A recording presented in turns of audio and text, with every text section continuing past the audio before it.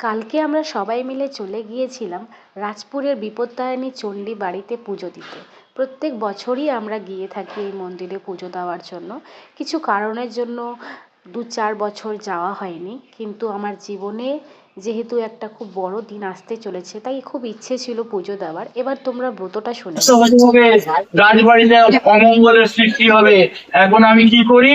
তখন রানী হাওয়া করে কাঁদতে কাঁদতে ভাবতে লাগলেন, পুরো আকালে দেবতারা বিপদে পড়েছিল বলে মা মহাশক্তির স্মরণ নিয়েছিল। আমি স্মরণ নিয়ে কি হয়?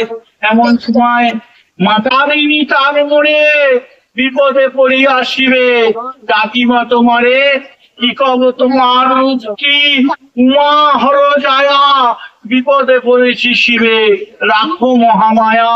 মা বিপদ তারিণী, তুমি মা শিব, করিব তোমার ব্রত যতকাল জীব।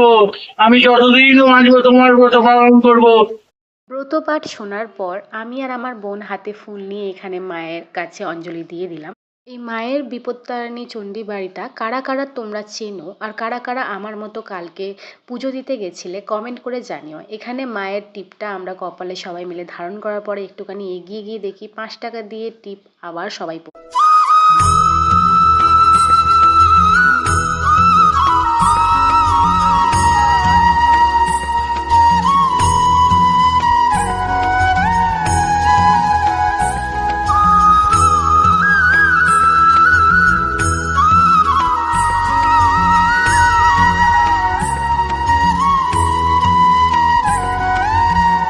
একে একে আমরা সবাই টিপ পরে নিলাম। টিপ পরে নিয়ে এখানে আমি আর আমার বোন ক্যামেরায় দেখছি যে নিজেদের কেমন দেখতে লাগছে।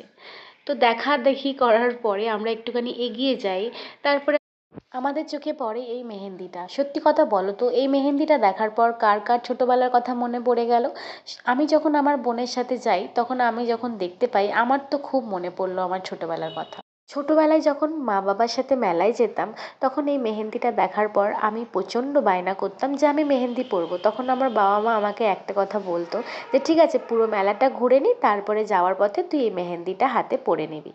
অ্যাজ ইউজুয়াল যখন এই স্টোরিটা আমি আমার বোনকে যাওয়ার পথে বলছিলাম, ও খুব এক্সাইটেড হয়ে যায়, খুব খুশি হয়ে যায়, আর আমাকে জেদ করতে থাকে একইভাবে কি দিদি আমিও মেহেন্দি পরবো। তখন আমি ওকে বোঝাই যে ঠিক আছে চল, আগে মায়ের পুজোটা দিয়ে নিই, যাওয়ার পথে তুই মেহেন্দিটা পরে নিবি। পুজো দিয়ে যাওয়ার সময় কিন্তু আমি ভুলে গেছিলাম, কিন্তু আমার বোন সেই স্টোরিটা ভুলতে পারেনি, আমার ছোট্টবেলার স্টোরিটা। সে দেখার পর বলল দিদি আমি কিন্তু মেহেন্দিটা পরবো। তখন তাকে বসিয়ে দিলাম আমি মেহেন্দি পরতে। সে মেহেন্দিটা পরেও নিল। পরে নেওয়ার পরে দেখতেই পাচ্ছ কতটা খুশি হয়েছে।